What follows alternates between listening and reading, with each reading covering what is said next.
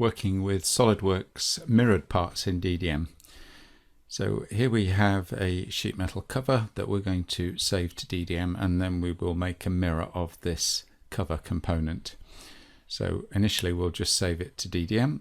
We're going to give it a number.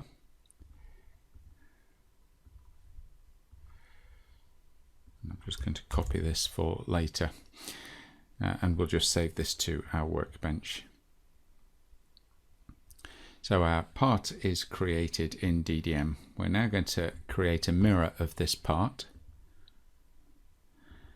And in creating a mirror of a component that's already been stored to DDM, we need to make sure that custom properties is not checked here.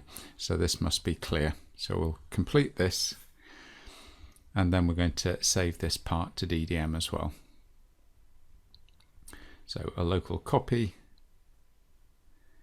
and then we'll put in a description and also assign a number to this part.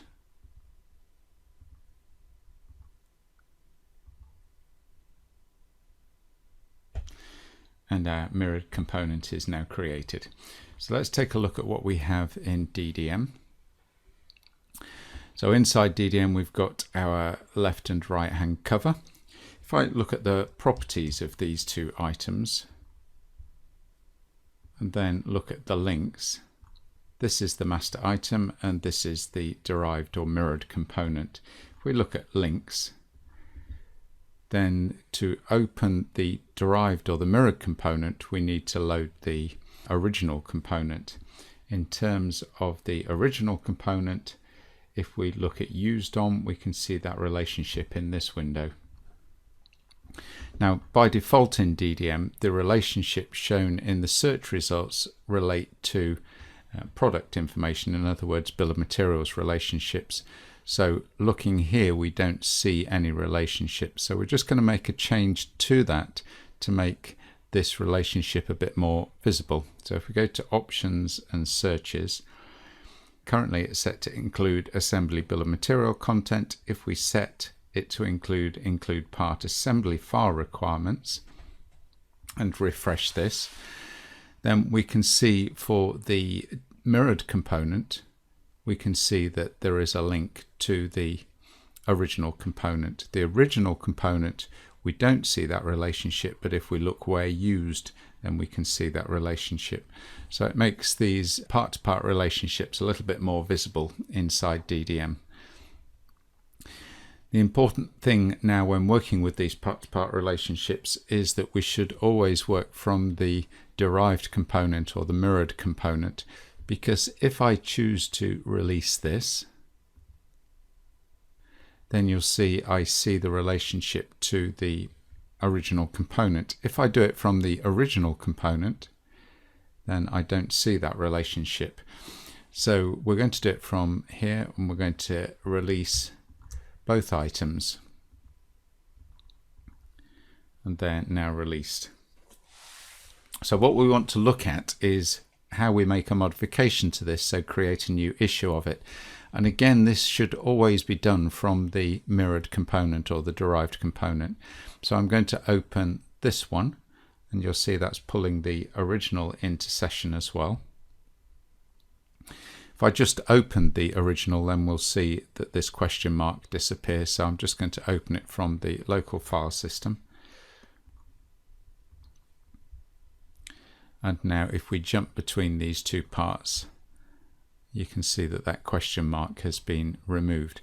So if I were to make a change to this and then say save new issue, you'll see from the mirrored component, we see both the mirrored component and the original component.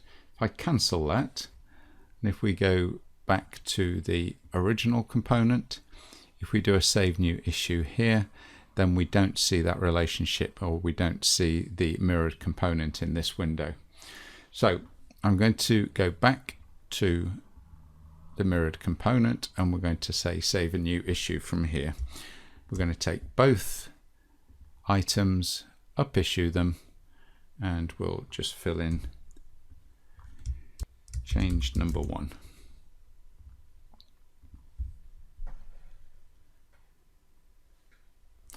and now both components are up issued. So if we again open this component, look at the properties, so this is the original, then we can see that this is issue 2 and this is linked to the mirror component, which is also issue 2. So all of our relationships are correct. So if we go back to DDM, and this time we're going to release this again, so we'll do it from the mirror component.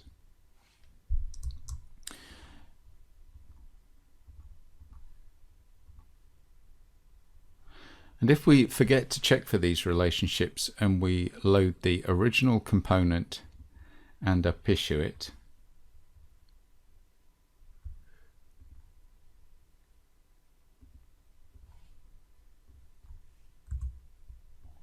so this is change number 2. What we're going to do here is we will no longer have our relationship between the mirrored component and the original.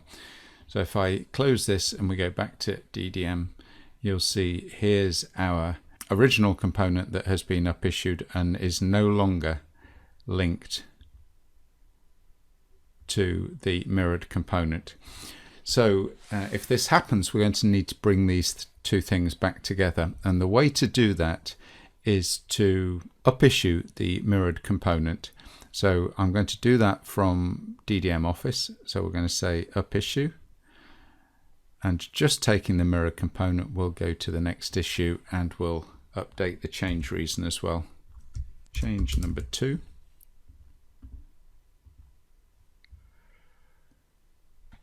And now we've up issued that component as well. So currently this is still linked to the original issue 2 of the master component. So to correct that, we're going to load this into session, and in this window we're going to say load the latest issues, so that we're going to re-relate these two items. So with this now loaded into session, if I save this back to DDM, then that relationship should be corrected. So if we go back to DDM, here's the mirrored component, and we can see that it is looking for issue 3 of the original component. And similarly, if we look where this is used, we can see that we now have issue 3 of the mirrored component linked back to issue 3 of the original component.